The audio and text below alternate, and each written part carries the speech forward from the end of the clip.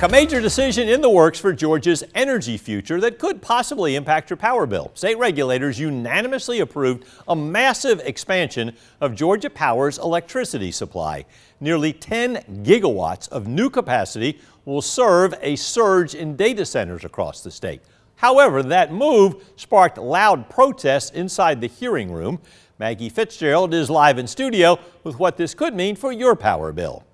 Frank, what happened on Friday is the moment this debate boiled over, protesters chanting nay as state regulators moved toward a final vote. And today, the Georgia Public Service Commission is moving forward, voting 5-0 to approve about $16 billion in new energy projects, from natural gas and battery storage to solar and power purchase deals. They say it's all about keeping up with rapid data center growth, something Central Georgia neighbors are already seeing up close.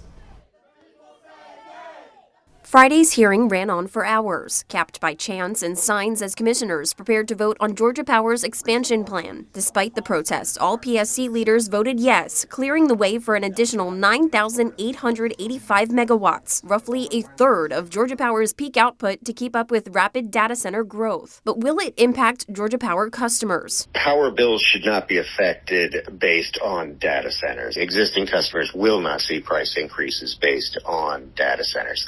The cost of data center infrastructure will be placed on new data centers, period. Right now, Georgia Power is under a 3-year rate freeze. Under the deal, the company also agrees to backstop the next 3 years after that, promising to cover the cost of new data center infrastructure if projected growth doesn't arrive. Georgia Power says that will actually push bills down between 2029 and 2031, about $8.50 less a month. I'll believe it when I see it.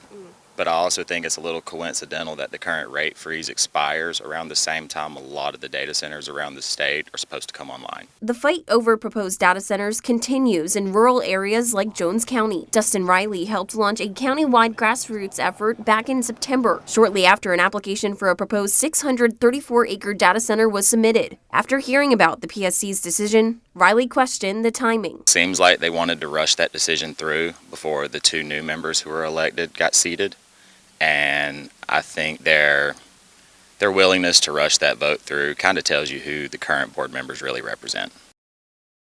And PSC's Public Information Officer Tom Krause says commissioners will be watching new data center contracts closely over the next year. If that expected growth doesn't come into fruition, he says officials can scale back on the deal. Back to you, Frank. All right, Maggie, thanks very much. The PSC order still has to be formally signed in the new year. Thomas Krause says there will be a 10-day window for any party to appeal or even ask for a rehearing.